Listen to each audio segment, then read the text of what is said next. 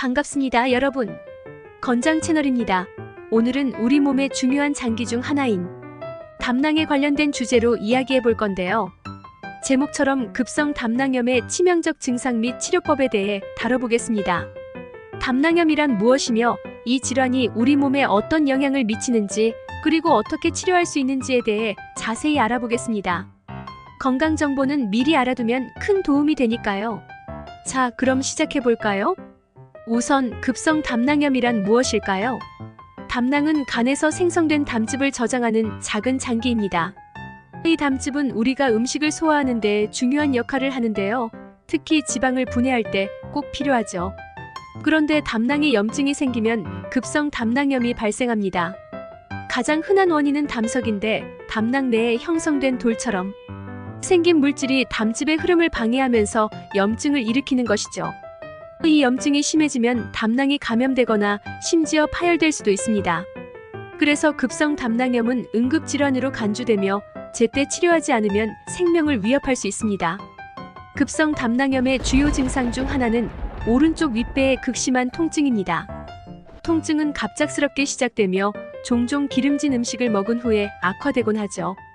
통증은 가슴과 어깨까지 퍼질 수 있고 구토, 발열, 황달 같은 증상이 동반될 수 있습니다. 담낭이 감염되면 고열과 함께 몸살 같은 증상이 나타날 수도 있습니다. 만약 이런 증상을 느낀다면 즉시 병원을 방문하는 것이 중요합니다. 증상이 가벼운 통증에서 시작되더라도 빠르게 진행될 수 있기 때문에 방치하면 매우 위험합니다. 그렇다면 급성 담낭염을 어떻게 진단하고 치료할 수 있을까요? 우선 병원에서는 초음파나 CT, 스캔을 통해 담낭의 상태를 확인합니다. 담석이 발견되거나 담낭이 부어있는 것이 보이면 담낭염으로 진단될 가능성이 큽니다. 혈액 검사도 중요한데요. 염증 수치 나간 기능 검사를 통해 더 정확한 상태를 확인할 수 있습니다. 치료는 상황에 따라 다를 수 있지만 일반적으로 항생제 치료와 함께 수액 공급이 먼저 이루어집니다. 담낭에 염증이 생겼다면 감염을 막기 위해 항생제가 필요하고 몸에 수분을 충분히 공급해주는 것이 중요합니다. 하지만 가장 중요한 치료법은 담낭절제술, 즉 담낭을 제거하는 수술입니다.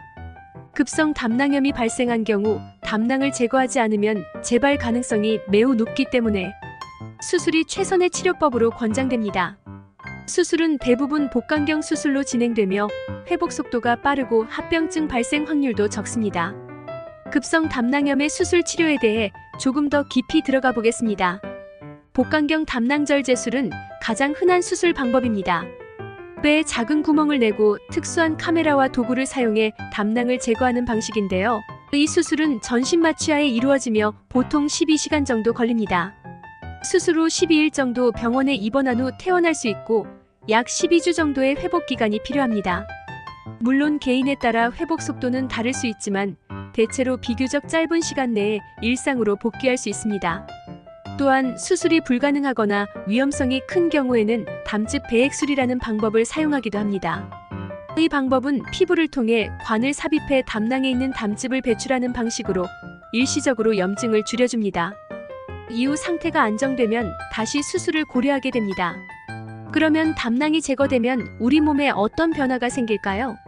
많은 분들이 담낭이 없어지면 소화가 잘 안 될까봐 걱정하시는데요. 실제로 담낭 없이도 대부분의 사람들은 정상적인 소화 기능을 유지합니다. 왜냐하면 간에서 담즙이 계속해서 만들어지기 때문이죠.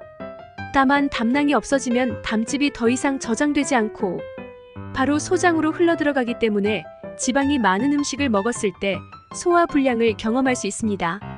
그래서 수술 후 처음 몇 주 동안은 저지방 식단을 유지하는 것이 좋습니다. 수술 후 시간이 지나면 대개 식습관을 조정하며 정상적인 식사를 할 수 있게 됩니다. 만약 담낭을 제거한 후에도 지속적인 소화 불편이나 설사가 있다면 의사와 상의해 추가적인 치료나 식단 조절을 할 수 있습니다. 급성 담낭염을 예방하는 방법도 알아두면 좋겠죠? 담석은 대부분 콜레스테롤로 이루어져 있기 때문에 건강한 식습관을 유지하는 것이 가장 중요합니다. 특히 지방 섭취를 줄이고 식이섬유가 풍부한 음식을 섭취하는 것이 담석 예방에 도움이 됩니다. 또한 규칙적인 운동은 체중을 적절히 유지하고 콜레스테롤 수치를 낮추는 데 도움이 됩니다. 반대로 급격한 체중 감소는 담석을 유발할 수 있으므로 무리한 다이어트는 피하는 것이 좋습니다. 이외에도 충분한 물을 마셔주는 것이 중요합니다. 수분이 부족하면 담즙이 농축되어 담석이 생길 확률이 높아지거든요. 그러므로 하루에 8잔 이상의 물을 꾸준히 마시는 것이 건강한 담낭을 유지하는 데 도움을 줍니다. 담낭염의 위험 인자를 알아두는 것도 중요한데요. 담낭염은 특히 40대 이상의 여성, 비만, 임신 중인 여성, 그리고 고지방 식단을 섭취하는 사람들에게서 자주 발생합니다. 또한 당뇨병 환자나 고콜레스테롤 환자도 담석이 생길 위험이 더 높습니다. 만약 본인이 이러한 위험 인자에 해당된다면 더욱 철저한 건강관리가 필요하겠죠. 주기적인 건강검진을 통해 담낭 상태를 확인하고 증상이 없더라도 담석이 발견되면 미리 치료하는 것이 좋습니다. 또한 과도한 알코올 섭취도 담낭에 무리를 줄 수 있습니다. 알코올은 간과 담낭에 영향을 미치기 때문에 지나친 음주는 피하는 것이 담낭염 예방에 도움이 됩니다. 건강한 간과 담낭을 위해서는 절주하는 습관이 매우 중요합니다. 마지막으로 급성 담낭염이 발병했을 때 어떻게 대처해야 할지 정리해 보겠습니다. 먼저 앞서 설명드린 치명적인 증상이 나타났다면 지체 없이 병원을 방문해야 합니다. 특히 오른쪽 상복부의 통증이 심하고 구토나 발열, 황달 등이 동반된다면 응급 상황일 수 있으므로 바로 응급실로 이동하는 것이 좋습니다. 집에서 진통제로 통증을 잠시 완화할 수 있지만 근본적인 문제를 해결하지 않으면 더 큰 합병증이 발생할 수 있으므로 반드시 의료 전문가의 진료를 받아야 합니다. 수술이 필요하다고 판단되면 너무 두려워하지 마세요. 앞서 말씀드린 것처럼 복강경 수술은 비교적 간단한 절차이고 빠른 회복을 기대할 수 있습니다. 수술 후에는 의사의 지시에 따라 적절한 회복 단계를 거치며 건강한 식습관과 생활 습관을 유지하면 담낭이 없어도 충분히 건강한 생활을 이어갈 수 있습니다. 오늘은 급성 담낭염에 대해 알아봤습니다. 우리 몸의 작은 장기지만 문제가 생기면 큰 위협이 될 수 있다는 점을 다시 한번 느끼셨을 텐데요. 중요한 건 조기 발견과 신속한 대처입니다. 담낭염의 증상을 미리 숙지하고 예방할 수 있는 방법들을 실천하는 것이 중요합니다.